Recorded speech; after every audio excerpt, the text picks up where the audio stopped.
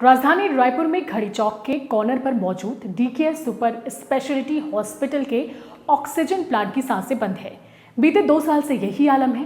Plant को दोबारा शुरू करने के लिए डीकेएस की ओर से कई बार पत्र लिखे गए, लेकिन अब तक ये शुरू नहीं हो पाया। इस मामले में देखिए सीजी भास्कर की तरफ से विनेश दीक्षित की ये स्पेशल रिपोर्ट। हम इस समय डीकेएस के ऑक्सीजन प्लांट के बिल्कुल पास में है। ये देखें, मेरे पीछे सिलेंडर से भरी ट्राली है और ये ट्राली इसीलिए लगी हुई है क्योंकि करोड़ों रुपए से बना हुआ ऑक्सीजन प्लांट कई सालों से चालू हो रहा, बंद हो रहा और अंततः तो अब ये पूरी तरह से ठप पड़ गया है। किस वजह से ठप पड़ा है, कितना रुपए इस पे खर्च हुआ, कब बना, कैसे बना, किसने बनाया, किसकी वजह से ठप हुआ, ये सब डिटेल हम आपको इस वीडियो में बताएंगे। तो आप मेरे साथ जुड़िए और हम आपको पूरी स्टेप बाय स्टेप बताएंगे। तो चलिए मेरे साथ, हम प्लांट के अंदर चलेंगे और बताएंगे कि क्या स्थिति रही और अभी किस स्थिति में प्लांट है और कब तक ये ठीक होगा, कैसे ठीक होगा।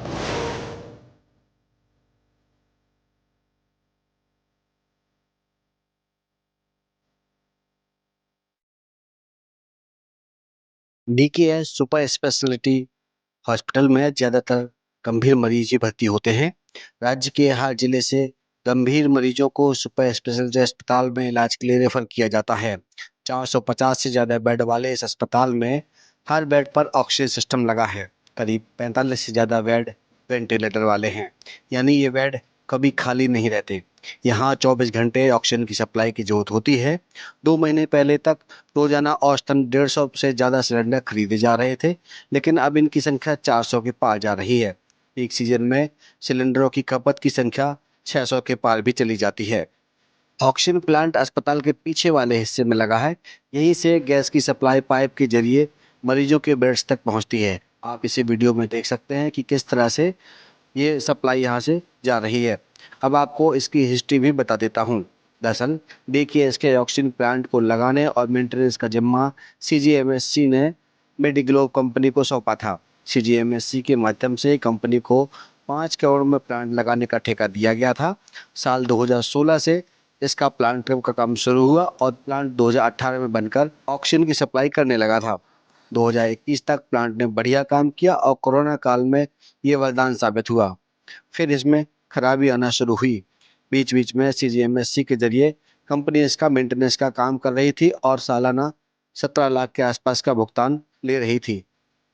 फिर साल 2021 के अंत में जब प्लांट से ऑक्सीजन की शुद्धता यानी प्योरिटी कम हुई, तो इसमें जियोलाइट्स नाम का मटेरियल बढ़ाने की बात सीजीएमएससी को पता चली। प्लांट की प्योरिटी को मेंटेन करने के लिए जर्मनी से 40 लाख रुपए का जियोलाइट मंगाया गया।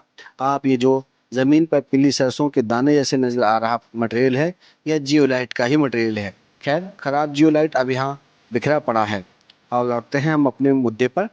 तो साल 2023 में प्लांट का जियोलाइट बदल दिया गया, लेकिन ऑक्सीजन की प्रायोरिटी 70% से ऊपर नहीं बढ़ी, जबकि मरीज के बेड्स पर ऑक्सीजन की प्रायोरिटी 93 प्लस यानी 93% से ज़्यादा और प्रेशर 4 बार के होना चाहिए।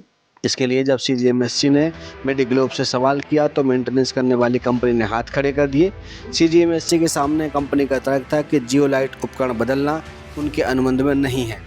इस पर इंजीनियरों ने मेंटेनेंस करने वाली कंपनी पर सही तरीके से काम नहीं करने का आरोप लगाया। 2 महीने इस पर बहस होती रही। इसके बाद प्लांट लो प्योरिटी के साथ प्रेशर चैम्बर के भरोसे चलता रहा। इसके बाद से प्लांट लो प्योरिटी के साथ एक प्रेशर चैम्बर के भरोसे चलता रहा और 2 साल से अस्पताल ऑक्सीजन की कमी पूर्ति के लिए लाखों रुपए की ऑक्सीजन खरीद कर लेता रहा।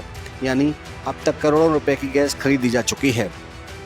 फिलहाल 2 माह से प्लांट पूरी तरह से बंद है, तो डीकेएस ल्यूपिन गैस से हर महीने ऑक्सीजन के 7 से 8 ट्रॉली सिलेंडर खरीद रहा है। प्रति ट्रॉली में 70 से ज़्यादा सिलेंडर होते हैं। ऑक्सीजन सिलेंडर की सप्लाई चेन से जुड़े लोगों का कहना है कि हमारा काम ऑक्सीजन की आपूर्ति बनाए रखना है। अभी 400 के करीब सिलेंडर की खपत हो रही है, जबकि पीक सीजन में इसकी जरूरत 700 सिलेंडर तक जाती है। यानी प्रति महीने गैस का बिल 1.25 लाख के ऊपर चला जाता है। अब आपको बताते हैं कि ल्यूपिन गैस हर सिलेंडर के लिए 1 से 62 रुपए चार्ज करती है। इस तरह हाल के दिनों में कंपनी को रोजाना 64,800 रुपए के आसपास का भुगतान हो रहा है। यह बिल सिलेंडर की खपत पर तय होता है। इसी हिसाब से ऑक्सीजन की खपत का आकलन 2 करोड़ 30 लाख के ऊपर चला जाता है। यानी जितने का प्लांट है उससे आधे की ऑक्सीजन हर साल खरीदी जानी है। इस मामले में डीकेएस प्रबंधन की ओर से अधीक्षक क्षिप्रा शर्मा का क्या कहना है, पहले इसे सुन लेते हैं, फिर आगे की कहानी बताते हैं।